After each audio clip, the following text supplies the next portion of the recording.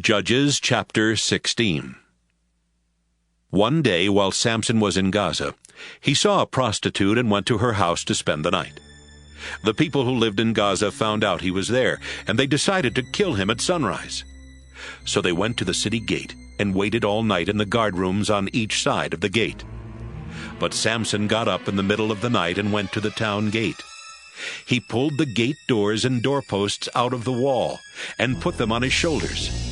Then he carried them all the way to the top of the hill that overlooks Hebron, where he set the doors down, still closed and locked.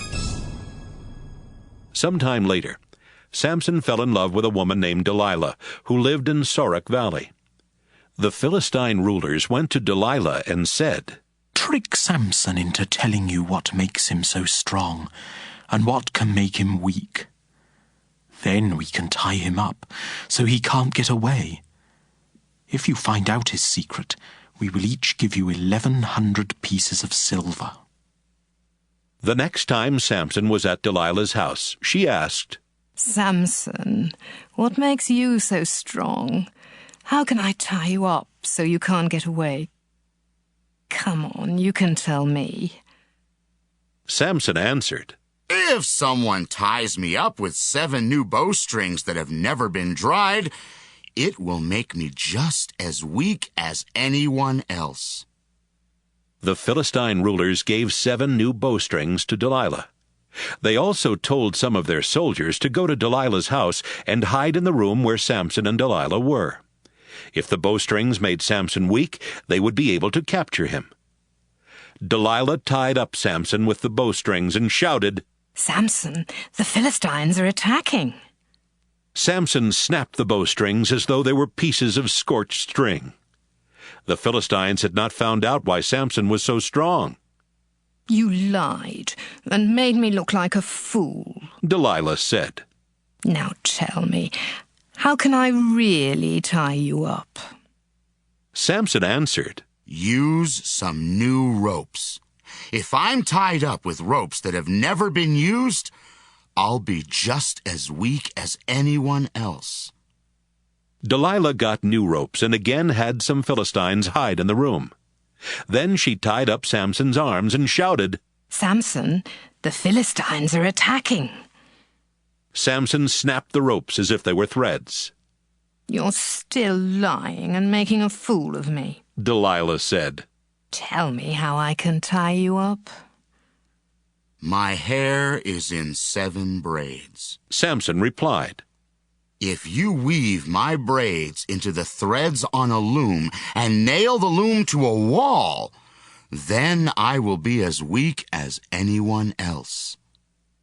While Samson was asleep, Delilah wove his braids into the threads on a loom and nailed the loom to a wall.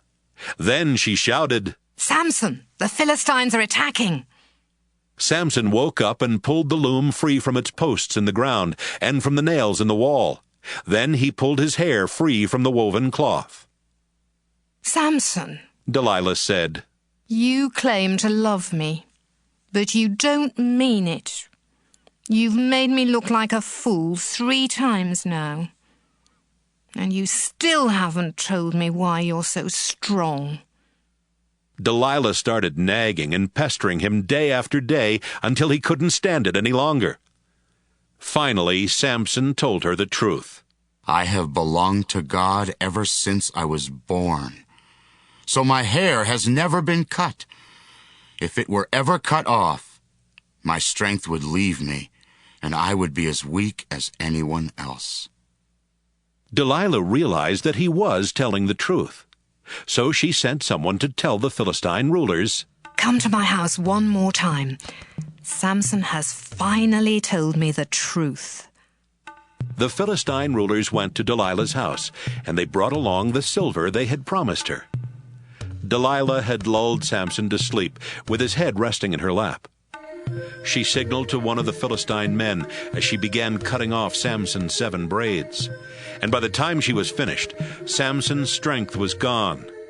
Delilah tied him up and shouted, "Samson, the Philistines are attacking." Samson woke up and thought, I'll break loose and escape, just as I always do.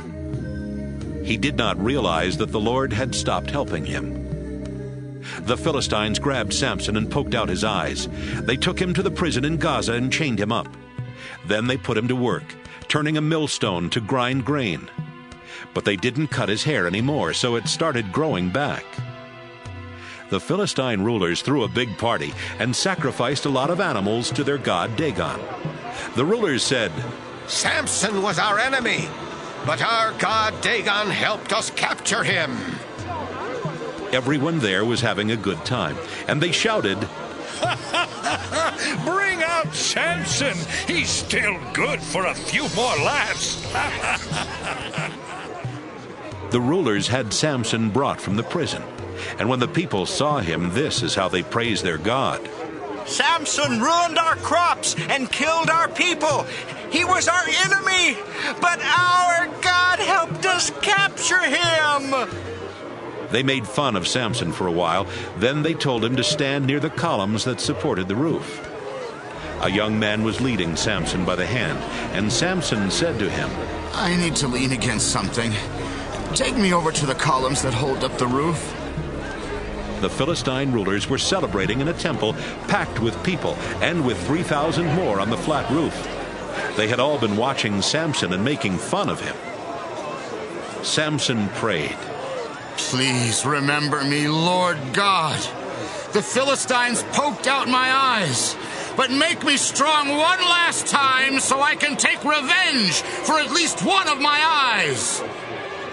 Samson was standing between the two middle columns that held up the roof. He felt around and found one column with his right hand and the other with his left hand. Then he shouted, Let me die with the Philistines! He pushed against the columns as hard as he could, and the temple collapsed with the Philistine rulers and everyone else still inside. Samson killed more Philistines when he died than he had killed during his entire life. His brothers and the rest of his family went to Gaza and took his body back home. They buried him in his father's tomb, which was located between Zorah and Eshtaol. Samson was a leader of Israel for 20 years.